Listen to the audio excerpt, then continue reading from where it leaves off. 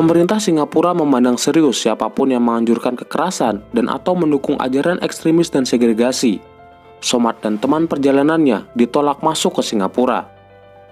Begitulah kalimat terakhir dari press release yang dikeluarkan oleh Kementerian Dalam Negeri Singapura atas penolakan kedatangan Ustadz Abdul Somad di Singapura pada 16 Mei 2022. Penolakan kedatangan Abdul Somad ke Singapura tentu bukan tanpa alasan.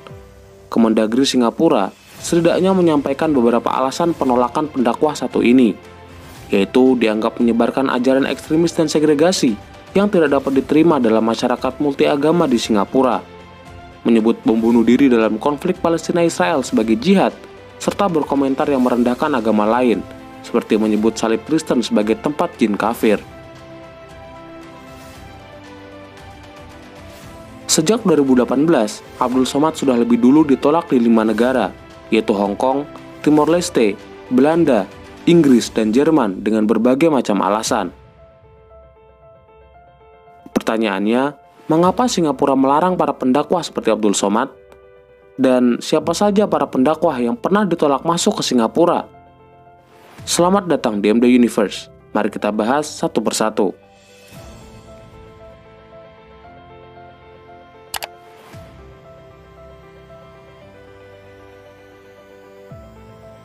Yang pertama harus kita pahami bahwa Singapura sebagai negara yang berdaulat memiliki sistem dan hukum yang tidak boleh kita intervensi. Di sini, kita tidak akan menempatkan Abdul Somad dalam posisi benar atau salah. Tapi di sini, kita mencoba melihat bagaimana cara sebuah negara bekerja. Aturan hukum Singapura menolak segregasi dan ekstremisme agama yang membahayakan keamanan nasional. Penolakan Abdul Somad ke wilayah mereka merupakan perwujudan dari pelaksanaan hukum dan kebijakan yang sudah ditetapkan.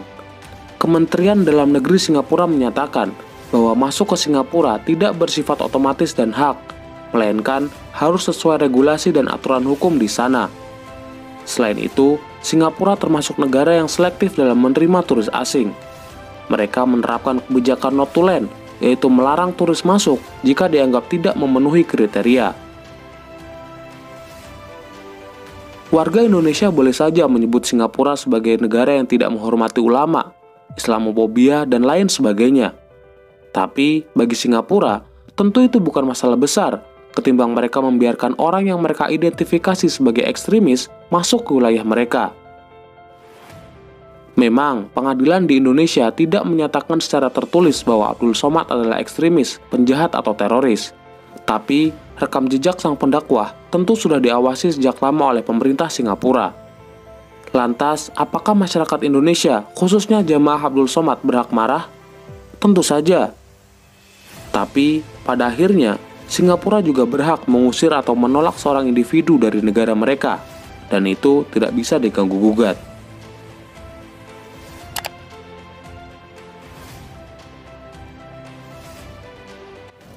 Beberapa pendakwah asing yang datang ke sini tidak faham konteks berbilang bahasa dan bangsa Singapura. Mereka menyeru supaya para penganut agama dan bukan penganut dipisahkan. Mereka mengutuk orang beragama lain dan adakala mengutuk seagama mereka sendiri hanya kerana mereka berlainan aliran atau mazhab. Singapura memang sangat ketat dalam urusan pandangan agama yang dianggap berpotensi mengundang polemik baik bagi pendatang maupun penduduk lokal. Menteri Dalam Negeri dan Hukum Singapura, Kee Shanmugam, mengatakan bahwa para pemuka agama dari negara lain bisa dilarang memasuki Singapura jika mereka mengajarkan kebencian, perpecahan, atau intoleransi antar agama. Larangan menolak para pendakwah ini tidak tergantung pada konteks di mana mereka mengucapkan kata-kata tersebut. Ada hubungannya dengan Singapura atau tidak, juga tidak tergantung pada berapa banyak pengikut yang dimiliki oleh para pendakwah ini. Selama itu dinilai bisa menimbulkan perpecahan dan provokasi, pemerintah Singapura akan langsung mencegah orang-orang tersebut masuk dan berkunjung.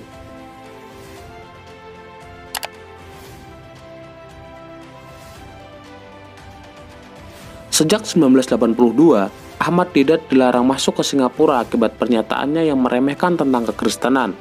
Ahmad Deedat pernah menyebut bahwa Kristen adalah agama yang paling bodoh karena orang Kristen percaya kepada Yesus yang menjadi Tuhan. Zakir Naik ditolak untuk berbicara di Singapura pada tahun 2009 akibat kuliah umum pertamanya di Singapura pada tahun 1998, di mana dia membuat pernyataan kontroversial. If he is terrorizing the terrorist, if he is terrorizing America the terrorist, biggest terrorist, I am with him. Every Muslim should be a terrorist. The thing is that if he is terrorizing a terrorist, he is following Islam.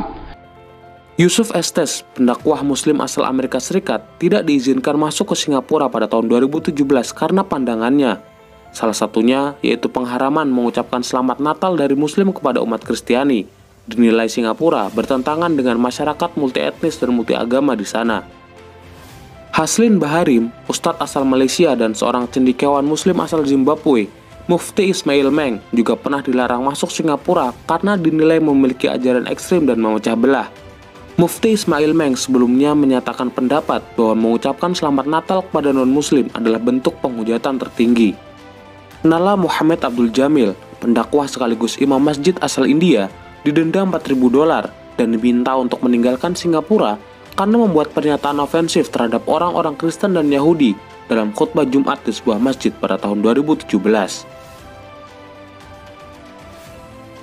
Pada Juni 2017, Ustadz Rasul Dahri dilarang mengajar Islam di Singapura dan 9 bukunya dilarang diperjualbelikan karena telah meresahkan masyarakat terkait ceramahnya yang berbahaya karena mempromosikan permusuhan dan potensi kekerasan tidak hanya terhadap Muslim tetapi juga komunitas agama lain dan negara. Pada 2017 juga, Kementerian Tenaga Kerja Singapura bersama Kementerian Dalam Negeri Singapura menolak permohonan izin kerja bagi 2 orang pendeta di Singapura. Penolakan ini dikarenakan kedua pendeta sangat provokatif terhadap agama lain. Salah satu pendeta bernama Dutch Sheets menyebut Allah sebagai Tuhan palsu dan menyebut umat Buddha sebagai orang-orang yang hilang, bingung, dan mandul secara spiritual. Tahun 2019, seorang pendeta asal Amerika Serikat, Lo Engel, dilarang berkhutbah di Singapura oleh Kementerian Dalam Negeri Singapura setelah sebelumnya dinilai menyinggung umat Islam dalam khutbah di sebuah gereja Singapura pada tahun 2018. Pada 1970, Singapura melarang semua aktivitas masyarakat kesadaran Krishna atau Hari Krishna dan pendirinya, Bhakti Vedanta, dilarang masuk ke Singapura. Pada tahun 1970 hingga 1980-an akhir, Singapura juga banyak menutup dan melarang aktivitas gereja, seperti Gereja Saksi Yehova, Gereja Unifikasi, dan Gereja Christian Conference of Asia. Singapura memang sekuler, namun keharmonisan agama menjadi salah satu aturan yang sudah diatur sejak 1990. Sebagai negara yang terdiri dari beragam suku dan agama, isu SARA menjadi kekhawatiran yang luar biasa bagi negara ini. Sama halnya dengan Indonesia, tak perlu bom nuklir untuk menghancurkan bangsa yang majemuk seperti Singapura. Isu SARA, provokasi dan kebencian yang terus ditanam dan dipelihara akan menghancurkan bangsa itu sendiri pada akhirnya. Itulah mengapa Singapura begitu parno dan sensitif dengan segala sesuatu yang berhubungan dengan ajaran atau seruan yang mempromosikan kebencian dan perpecahan. Mungkin bagi sebagian kita menganggap apa yang dilakukan oleh Singapura keterlaluan dan melampaui batas. Tapi, bisakah kita menyalahkan aturan mereka? Bisakah kita mencoba mencampuri kewenangan mereka? Tentu saja tidak, karena setiap negara yang berdaulat punya hak dan aturan sendiri yang tidak bisa diintervensi. Tuan rumah berhak menerima atau menolak tamu, dan tamu yang ditolak seharusnya muhasabah diri, bukan malah menyalahkan si tuan rumah sambil menggerutu. Sampai jumpa, salam Universe.